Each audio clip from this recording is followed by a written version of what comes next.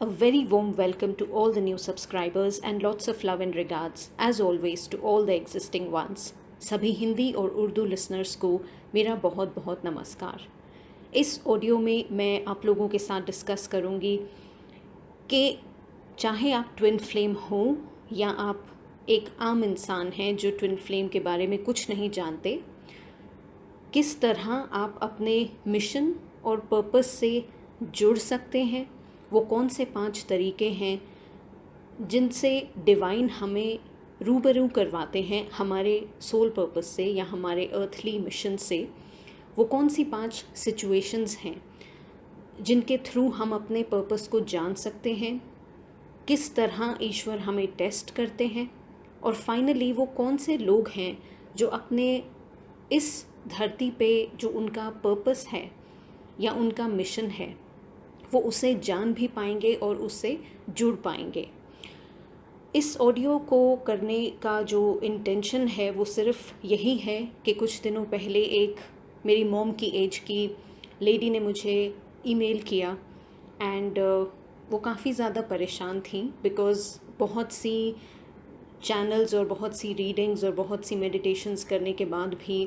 उन्हें ये क्लैरिटी नहीं मिल रही थी। And of course from time to time ये बहुत एक नेचुरल सी बात है कि बहुत से लोग धरती पे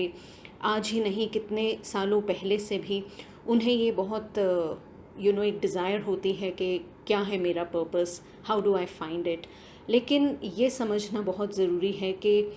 कोई भी इंसान इतना पावरफुल नहीं है कि वो आपको आपका पर्पस बता सके, लेकिन आप खुद इतने पावरफुल हैं कि अगर आप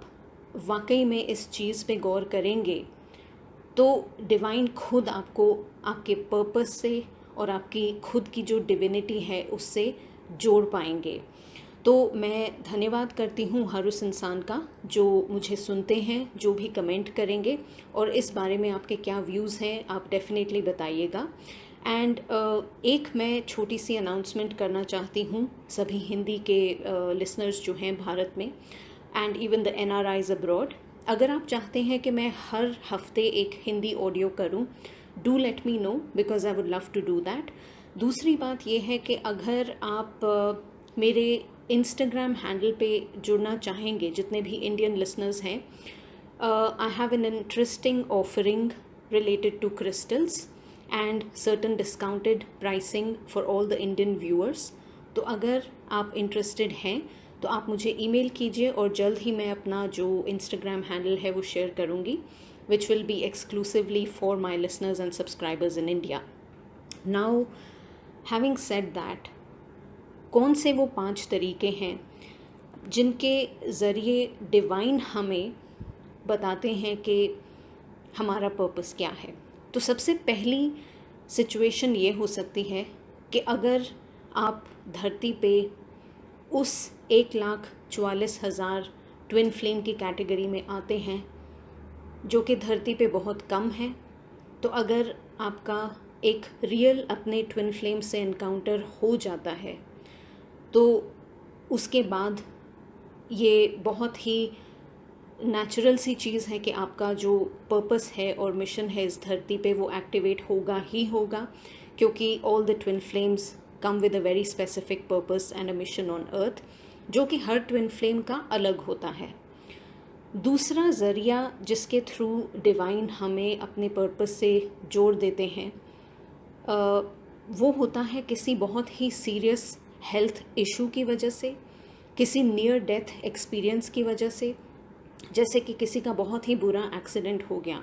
और वो कोमा में चले गए, वो उनकी लिटरली मौत हो गई, या देवर मौत के मुंह में थे और तब उनको ये एक आउट ऑफ बॉडी एक्सपीरियंस हुआ, या कुछ ऐसे विजन्स दिखे, या कोई ऐसी मिस्टिकल हैपनिंग हुई जिससे कि वो वापस उन्हें धरती पे एक तरीके से एक पुनर्जन्म मिल गया और उनको सब पास्ट लाइफ्स के बारे में पता चल गया, या उन्हें ये पता चल गया कि oh my God I have literally had a rebirth for this reason. I think एक लेडी हैं अनीता मूरजानी, अगर आप उनकी स्टोरी सुनेंगे तो वो इसी तरीके का अपना एक्सपीरियंस शेयर करती हैं। तीसरा पर्पस होता है, मतलब तीसरा जो ज़रिया होता है जिस तरीके से डिवाइन हमें अपने पर्पस से जोड़ते हैं, वो होता है कि जब एक इंसान का कोई बहुत ही सोल क्रशिंग और एक्सट्रीमली बैड या बहुत ही डीप इमोशनल लॉस होता है। अब ये डीप इमोशनल लॉस और हार्ट ब्रेक किसी बहुत ही बुरे कार्मिक कनेक्शन की वजह से हो सकता है, जिसके साथ आपका कोई क्या कहते हैं उसे, अनसेटल्ड कर्मा है, या what is that word I am forgetting, unsettled business right in this life. तो कुछ लोग होते हैं उनका बहुत ही एक बुरा अब्यूसिव टाइप का कनेक्शन होता है। वो ज़रूरी नहीं कि फ़िज़िकल अब्यूज़ हो, लेकिन वो इमोशनल अब्यूज़ भी हो सकता है। तो या तो आपका कोई बहुत ही अब्यूसिव टाइप का एक कार्मिक कनेक्शन है जिसने आपको तोड़ के रख दिया, आपकी लाइफ को उथल पुथल करके रख दिया, या फिर आपने एक इतना बड़ा लॉस फेस किया लाइफ में कि आपके किसी बहुत ही करीबी इंसान की डेथ हो गई और उस डेथ का आपके ऊपर बहुत ही बुरा असर पड़ा। तो जब कोई ऐसा एक्सपीरियंस करता है तो भी वो इतनी बुरी तरीके से शैटर होता है कि ये एक ज़रिया होता है अपने दर्द के थ्रू अपने पर्पस को फाइंड करने का। चौथा ज़रिया होता है कि जब कोई बच्चा है, लेकिन वो जैसे हम कहते हैं कि कोई चाइल्ड प्रोडिजी है, very gifted child since birth, तो वो पैदाइशी से ही वो भले ही होंगे। अब जैसे कि आपने किसी शोज़ पे भी देखा होगा कि कोई 3 साल का बच्चा है लेकिन उसे अपनी पास्ट लाइफ याद है, या कोई 5 साल का बच्चा है, उसे आप कोई भी दुनिया का फ़्लैग दिखाओ वो बता देगा कि ये इस कंट्री का फ़्लैग है, ये उस कंट्री का फ़्लैग है। लाइकवाइज सम चिल्ड्रन जो कि हैं बच्चे लेकिन उनमें बहुत से यूनिक और रेयर टाइप के टैलेंट्स और गिफ्ट्स हैं, तो वो पैदा ही होते हैं इतनी हाई वाइब्रेशन के साथ। So that is category number 4। और जो 5th कैटेगरी होती है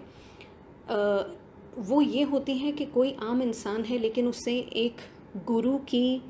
इतनी ब्लेसिंग्स मिल गई, या एक असेंडेड मास्टर का कोई कांटेक्ट हो गया, या वो किसी इतने अच्छे हाई वाइब्रेशनल गुरु से मिले कि उनकी कांटेक्ट में आते ही उनकी लाइफ चेंज हो गई और उन्हें अपने पर्पस से मतलब वो जुड़ गए, है ना।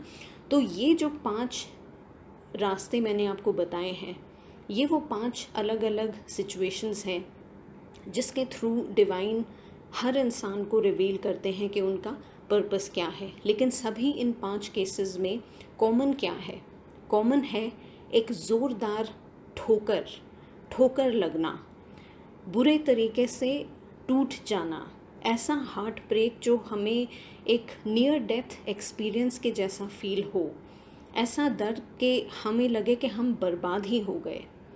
तो इतना दर्द और इस कदर का दर्द जो हमें बर्बाद कर दे, ये एक कॉमन चीज़ है जो हमें अपने पर्पस और मिशन से पहले इतनी बुरी तरह शैटर कर देती है। तो जो सबसे पहला लेसन आप लोगों को समझना है वो ये है कि जिस इंसान ने ठोकर नहीं खाई उसे अपना पर्पस और मिशन अर्थ पे नहीं पता चलेगा। तो अगर आपने अगर आपको पता करना है कि आपका पर्पस और मिशन क्या है और आप क्यों आए हो इस धरती पे, तो जैसा कि आप स्क्रीन पे लगी हुई लेफ़्ट साइड वाली पिक्चर को देख सकते हो, अपनी बुक में जो मेरा पहला ही चैप्टर है उसमें मैंने ये पिक्चर लगाई है और इसे एक्सप्लेन करते हुए ये समझाने की कोशिश की है कि हम जब अपने मिशन की बात करते हैं कि ट्विन फ्लेम मिशन हो या किसी आम इंसान का मिशन और उसका सोल पर्पस हो लाइफ में, सबसे पहला जो आपकी सीढ़ी है वो ये है समझना कि जिस इंसान ने आपको ठोकर मारी या जिस जगह से आपको ठोकर लगी,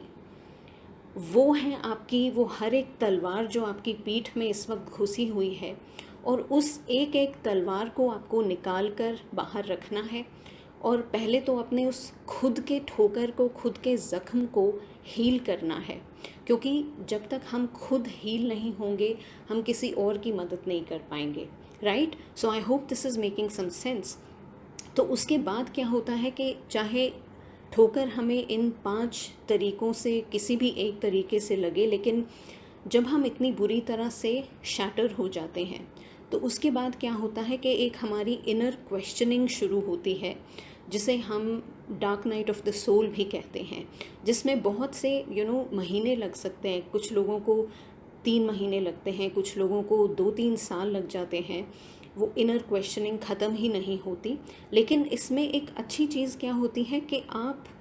अपने आप से बहुत क्वेश्चंस पूछने लग जाते हो कि ऐसा क्यों हुआ, मेरे साथ ही ऐसा क्यों हुआ, why did I have to go through all this, what did I do to deserve this, या मेरे अंदर ही इतनी सारी खामियां क्यों हैं कि सारी चीज़ें एक के बाद एक ख़त्म होती जा रही हैं। तो ये इस तरीके के जब हम क्वेश्चंस पूछते हैं तो हमारे अंदर गुस्सा भी होता है, हमारे अंदर तकलीफ़ और दर्द भी होती है। लेकिन इस तरीके के क्वेश्चंस हमें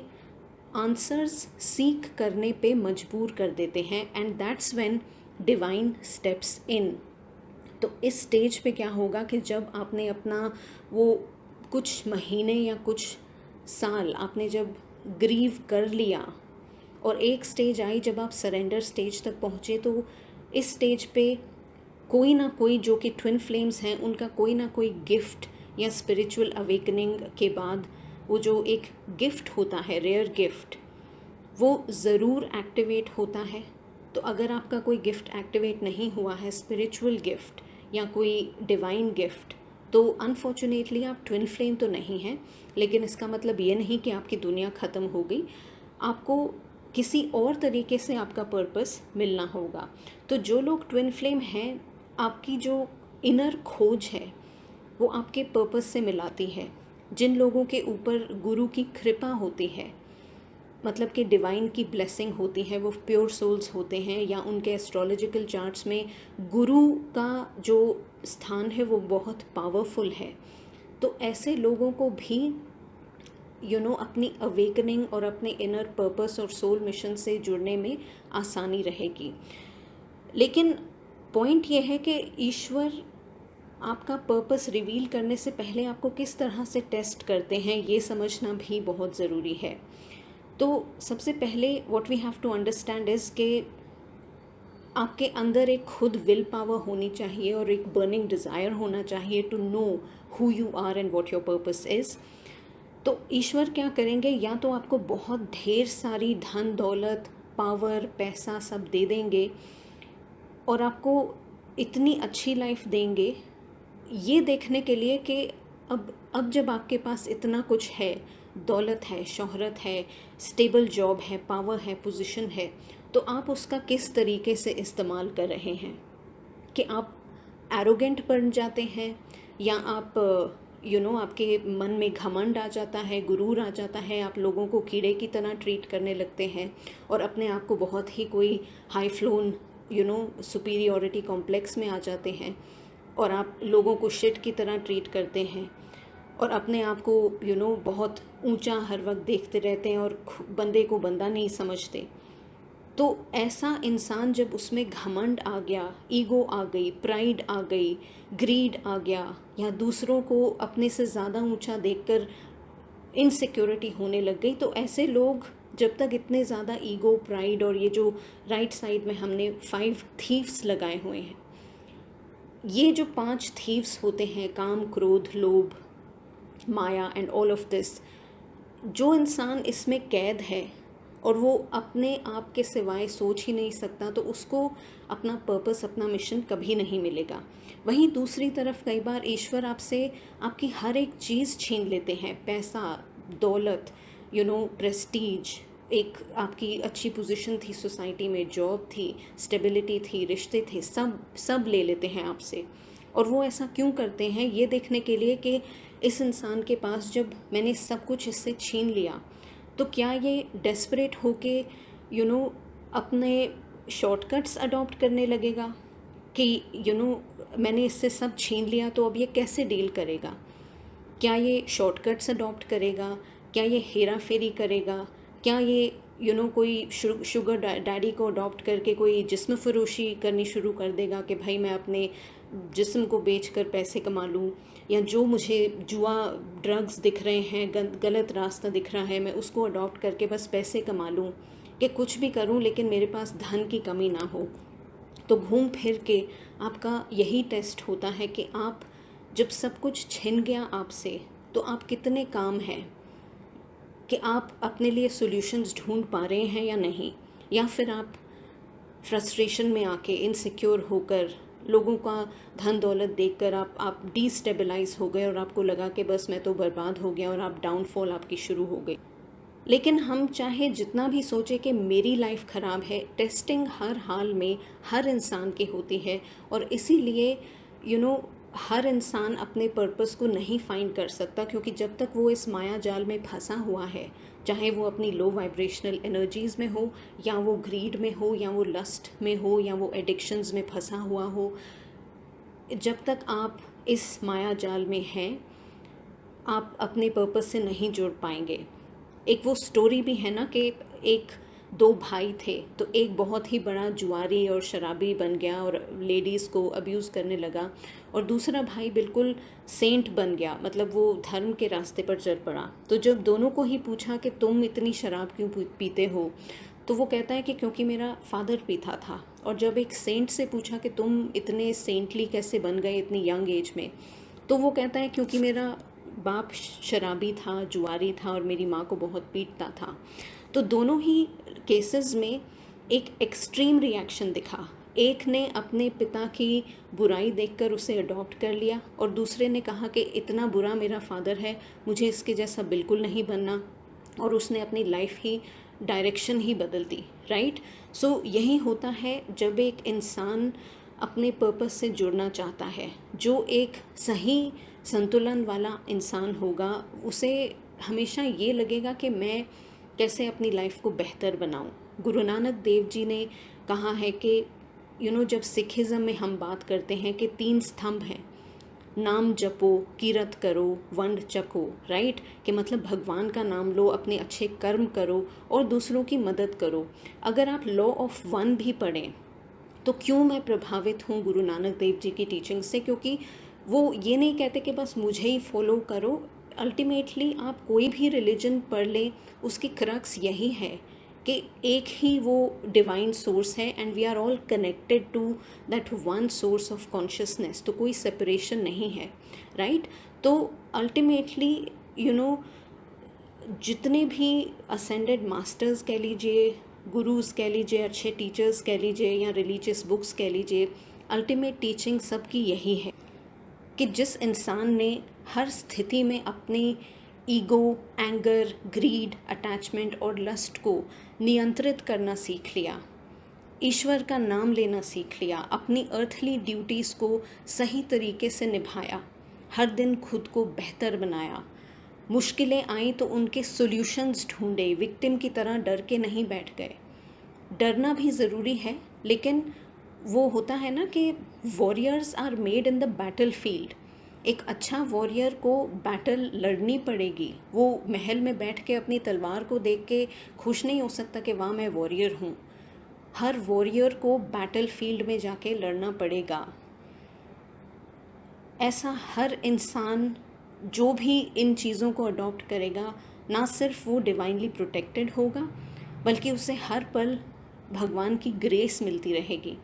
और जिन्होंने भी ऐसे कर्म, अच्छे कर्म वाले करने वाले लोग हैं, जो ईश्वर का नाम लेते हैं, खुद की सेल्फ इम्प्रूवमेंट में लगे रहते हैं,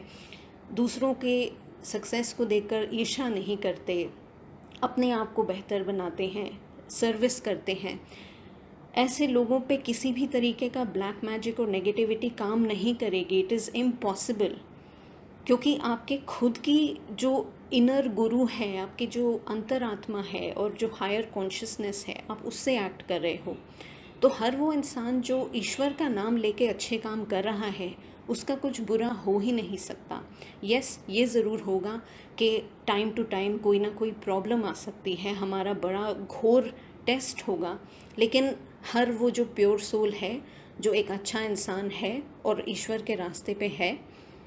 भले ही उसका कोई यूट्यूब चैनल ना हो और वो एक आम आदमी हो जिसे ट्विन फ्लेम के बारे में कुछ नहीं पता, वो भी अगर अच्छे काम करेगा तो किसी ना किसी रूप में बड़ी से बड़ी घोर प्रॉब्लम को भी वो ओवरकम कर पाएगा, क्योंकि वो ये देखेगा कि प्रॉब्लम आई लेकिन साथ ही ईश्वर ने आपके लिए अच्छी सोल फैमिली भेज दी, अच्छे टीचर्स भेज दिए, टाइम पे आपको कोई डिवाइन साइन दे दिया, या फिर आपके खुद ही के इंट्यूशन ने आपको गाइड कर दिया। क्योंकि जो इंसान इतनी क्लीन एनर्जी रखता है, अच्छे काम करता है और ख़ुद को हमेशा इम्प्रूव करने में लगा है, उसका उसका ऑरा डिवाइन होगा, उसके पास डिवाइन सॉल्यूशंस आते रहेंगे। और मुझे ऐसा लगता है कि ऐसे लोग कभी भी लाइफ में भले ही डाउन मोमेंट्स आए लेकिन वो हमेशा सक्सेसफुल अर्थ वॉरियर्स रहेंगे। तो मेरी बस आपसे यही रिक्वेस्ट है कि फ़ियर जो होता है, फ़ियर के दो मीनिंग्स होते हैं, फॉरगेट एवरीथिंग एंड रन, और फेस एवरीथिंग एंड राइज। तो मेरी आपसे बस यही रिक्वेस्ट है, हर वो इंसान जो मुझे सुनता है या कभी भी मुझे सुने, अपने दर्द से डरिए मत। और अगर एक इंसान ने आपका दिल तोड़ दिया तो इसका मतलब ये नहीं है कि लाइफ ही ख़त्म हो गई या फिर आपको बस कभी प्यार ही नहीं मिलेगा। अपने दर्द को अपना दोस्त बनाइए, विक्टिम ना बनिए। आप बहुत पावरफुल हैं, जिस भी हाल में हैं आप बहुत पावरफुल हैं, और आप हर प्रॉब्लम का समाधान ढूंढ भी सकते हैं और इतनी क्षमता रखते हैं कि आप उससे उभर भी पाएंगे, right? So there is no need to feel scared, and it was exactly 21:21 as I said that. तो बस इसी नोट पे आई होप ये मैसेज किसी को हेल्प किया हो। एंड इंडिया में रहने वाले जितने भी लोग हैं, अभी आपके पास ये फैसिलिटी भी है कि आप ऑनलाइन सेशन मेरे साथ कर सकें। So anyone interested, feel free to email me, and I wish you all the very best and have a great month ahead. तो अगर आपको कोई भी डाउट हो आप मुझे ईमेल कर सकते हैं और अपने कमेंट्स ज़रूर शेयर कीजिएगा। On that note, take care.